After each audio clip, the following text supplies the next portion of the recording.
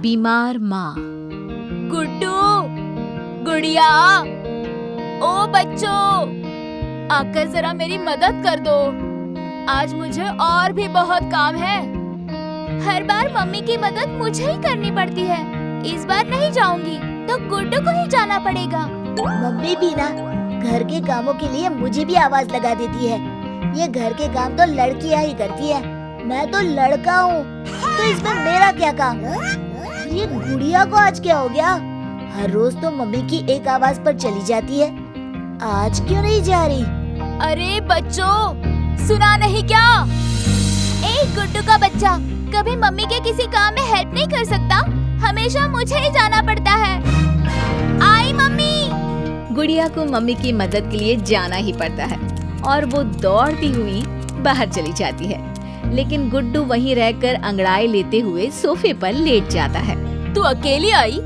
अरे गुड्डू को भी ले आती तो काम जल्दी हो जाता ना। मम्मी, आपको तो पता ही है ना कि गुड्डू को ये सब काम करना बिल्कुल पसंद नहीं है। अगर वो आपके बुलाने पर नहीं आया तो मेरे कहने पर कैसे आ जाता? इसके बाद दोपहर का खाना भी बनाना है, बाजार भी जाना है, और देख अभी तक कपड़े भी नहीं सूखे। अब इतनी जल्दी सब काम कैसे खत्म होंगे? बच्चों, आ जाओ, खाना लग गया है। वाह मम्मी, आज तो आलू पूरी बनी है और मेरे फेवरेट पराठे भी हैं। हाँ हाँ बच्चों, अच्छे से खा लो, इसके बाद तुम्हारे लिए कस्टर्ड भी है।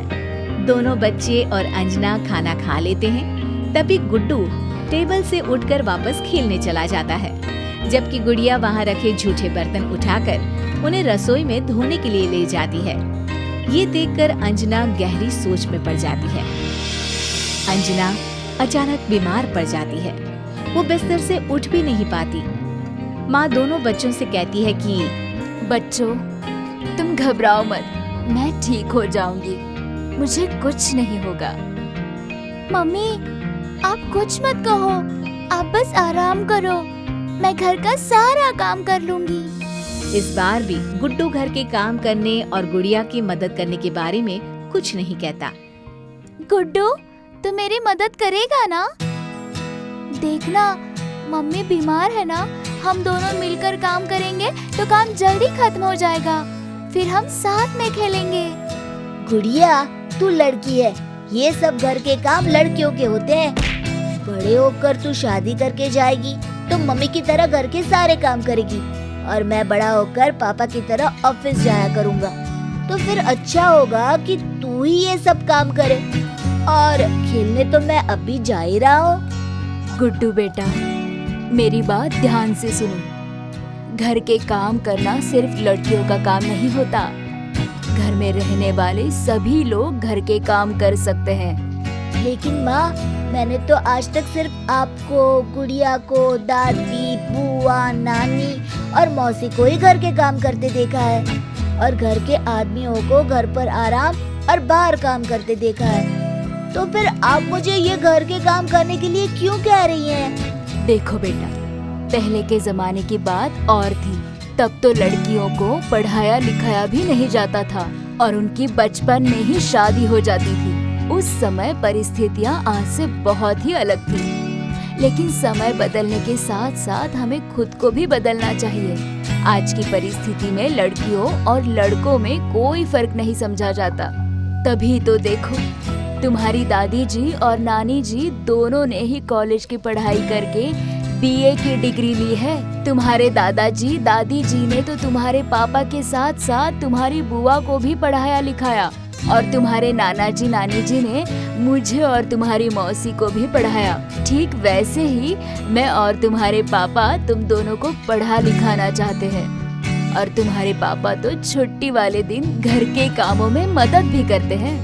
गुड्डू वहाँ से बोर होकर कमरे की दूसरी तरफ बॉल से खेलने लगता है। मम्मी, अब आप थोड़ा पानी पी लो और आराम करो। पापा को आपकी दवाई की पर्ची की फोटो मैं भेज देती हूँ। हाँ?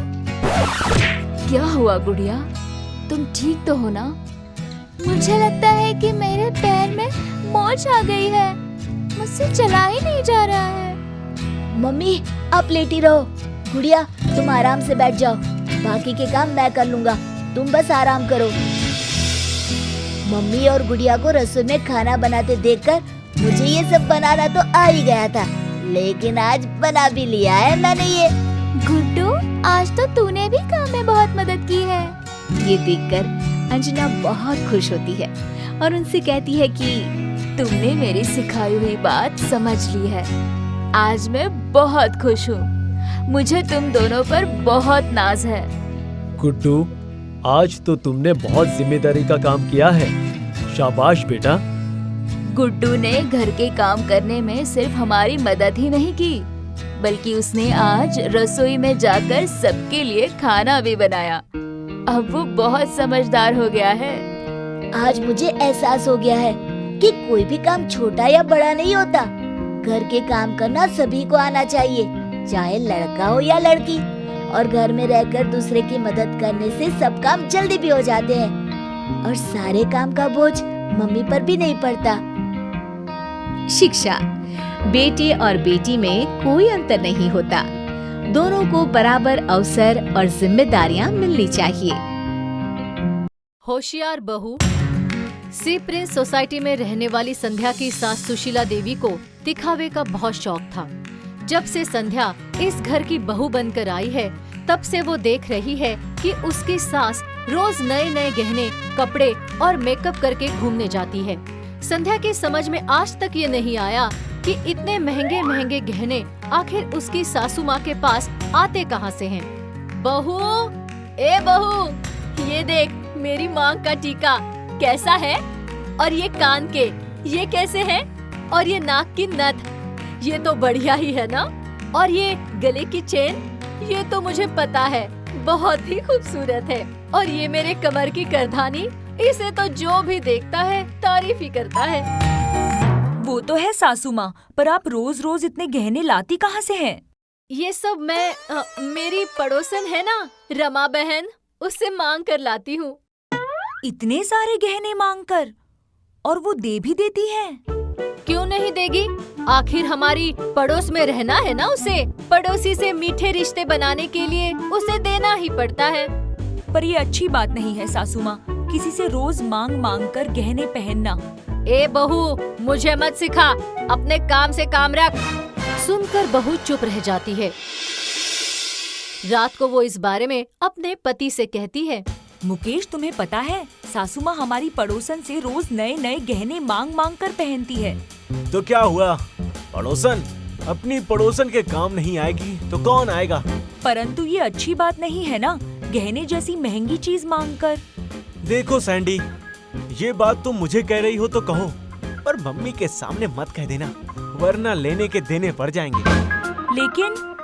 लेकिन कुछ नहीं, अब चुपचाप सो जाओ, कल हमें सिंह साहब की बेटी की शादी में भी जाना है।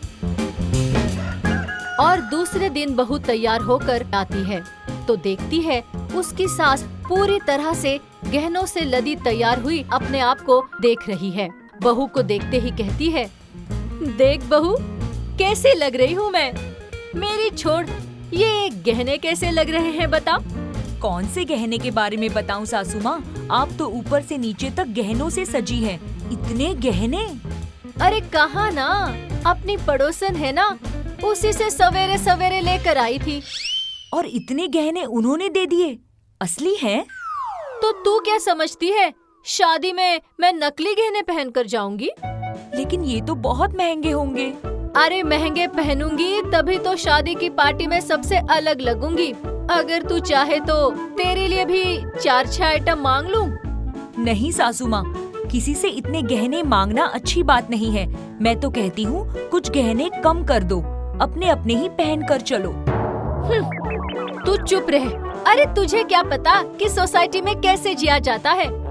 सास बहू की एक नहीं सुनती है और अपने पति और बेटे बहू के साथ शादी की पार्टी में चली जाती है। देर रात को वो वहाँ से वापस लौटते हैं। वाह, सिंह साहब ने तो अपनी बेटी की शादी में कोई कमी नहीं की। जिसे देखो वही उनकी तारीफ कर रहे थे। अजी, तारीफ तो सभी मेरी ही कर रहे थे। आखिर कितने गहने पहने थे मैंने। सारी औरतें आपके आगे पीछे घूम रही थी।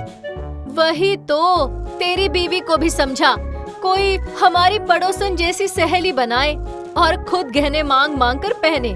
आखिर हर गहना, हर डिजाइन हर किसी के पास तो नहीं रहती, मांगना तो पड़ता ही है। नहीं सासू माँ, मुझे ये पसंद नहीं। मांग के गहने कहीं कुछ लेने देने पड़ गए तो? अरे क्या लेने के देने पड़ जाएंगे, फालतू में डरती है तू। जा जा जाके सो जा, डरपोक कहीं की। और वो सोने चले जाते हैं। सासू माँ अपने कमरे में आकर सारे गहने उतारकर ड्रेसिंग टेबल पर रखकर सो जाती हैं। सवेरे जब उसकी नींद खुलती है तो ड्रेसिंग टेबल से सारे गहने गायब हैं। वो अपने पति को उठाकर पूछती है। पता चलता है चोर खिड़की का स्क्रू खोलकर चोरी कर गया है। पता चलते ही सासू माँ दहाड़े मार मार कर रोने लगती है। हाय हाय, मेरे सारे गहने चोरी हो गए। हाय हाय। क्या हुआ माँ, क्या हुआ? अरे बेटा, मेरे सारे गहने चोरी हो गए, साथ में पड़ोसन के भी। क्या? हाँ, उसके गहने तो मेरे गहने से 4 गुना ज्यादा थे। अब क्या होगा बेटा, मैं उसे क्या मुंह दिखाऊंगी? अरे क्या हुआ, क्या हुआ? मैंने सुशीला के रोने की आवाज सुनी। रमा बहन, घर में चोरी हो गई। मेरे साथ साथ आपके भी सारे गहने चोरी हो गए। चोरी हो गए? सुशीला कहीं तुमने तो नहीं रख लिए? मैंने? अरे मैं क्यों रखूंगी? तुमने सोचा होगा रोज रोज मांगने की झंझट से छुटकारा मिलेगा। चोरी के बहाने तुम मेरे गहने हथियाना चाहती हो। नहीं नहीं आंटी, मेरी माँ ऐसी नहीं है। आप तो हमें 30 साल से जानती हैं। कोई बात नहीं, मेरे वो सारे गहने 12 लाख के थे। 12 लाख दे दो। 12 लाख? अरे इतने पैसे हम कहाँ से लाएंगे? वो तो गहने मांगने के टाइम पर सोचना था। अरे लेकिन रामा बहन। मैं कुछ नहीं सुनूंगी भाई साहब। आप तो मेरे पति को जानते हो, उन्हें पता चला तो वो मेरे साथ साथ आपको भी जेल भिजवा देंगे। क्या? हाँ, उसमें उनकी माँ की भी निशानी थी। वो छोड़ेंगे नहीं। 12 लाख तो आपको देने ही पड़ेंगे। कहीं से भी एडजस्ट करो। ये घर बेचो या खुद को बेच दो, पर 12 लाख मुझे चाहिए। लेकिन रमा बहन। मैं कुछ नहीं सुनूंगी संध्या बहू। अपने सास ससुर और पति से 12 लाख का बंदोबस्त करके मेरे घर ले आओ। अब दोबारा मैं इन्हें अपने घर में नहीं आने दूंगी, चोरनी कहीं की। अब क्या करें? 12 लाख रुपए कहाँ से लाएंगे? रो मत सुशीला, जो हो गया सो हो गया। मेरे पास प्रोविडेंट फंड की 4 लाख की एफडी है। मेरे पास भी बोनस, ट्रेवलिंग अलाउंस और दूसरी इनकम से 3 लाख रुपए हैं। हो गए 7 लाख। मेरे पास भी 3 लाख के गहने हैं। हो गए 10 लाख। मैं 10 लाख देकर उन्हें मनाती हूँ। वो नहीं मानेगी, मैं जानती हूँ उसे। 12 लाख पूरे लेकर ही रहेगी वो। मैं मना लूंगी उन्हें सासू माँ। आखिर इतने साल से पड़ोस में रह रही है। बाकी के 2 लाख धीरे धीरे चुका देंगे। तू सच कहती थी बहू, मांग कर गहने नहीं पहनने चाहिए। अगर मैंने मांग कर इतने ज्यादा गहने नहीं पहने होते तो चोर का मुझ पर ध्यान ही नहीं जाता और कम से कम मेरे गहने तो बच जाते। अब मेरे गहने भी गए, 12 लाख भी गए और मेरे लिए कल को गहने बनाएंगे, उसका खर्चा अलग। सुशीला का तो रो रो कर बुरा हाल है। वो अपने कमरे से ही नहीं निकलती है। यहाँ ससुर और बेटा बहू के कमरे में पहुंचकर कहते हैं, बहू, मैं अपने प्रोविडेंट फंड की एफडी तुड़वा कर लाता हूँ। मैं भी अपना सारा पैसा निकाल लाता हूँ। तुम्हारे गहने दो, वो भी बेचकर पैसे ले आऊं। उसकी कोई जरूरत नहीं है पापा जी। पड़ोसन आंटी के गहने उनके घर पहुँच गए हैं। क्या मतलब? ऐसी चोरी का ही मुझे डर था, इसलिए मैं सासू माँ को रोज समझाती थी, पर उन्हें ना समझते देख मैंने पड़ोसन के साथ मिलकर ये चाल चली। सासू माँ के गहने अपने घर पर रखकर पड़ोसन के गहने चुराकर उनके पास पहुँचा दिए। और पड़ोसन आंटी इस बात के लिए मान गई? हाँ, क्योंकि वो खुद सासू माँ के बार बार गहने मांगने से परेशान थी, पर पड़ोसन होने की वजह से मना नहीं कर पाती थी। अब उनका भी टेंशन कम हो गया। वाह बहू, अगर तुम जैसी बहू हर घर में हो तो वो घर सचमुच स्वर्ग बन जाए। आज तुमसे मुझे एक बात सीखने को मिली है। घर के बड़े ही नहीं, बच्चे भी बड़े को सही राह दिखा सकते हैं।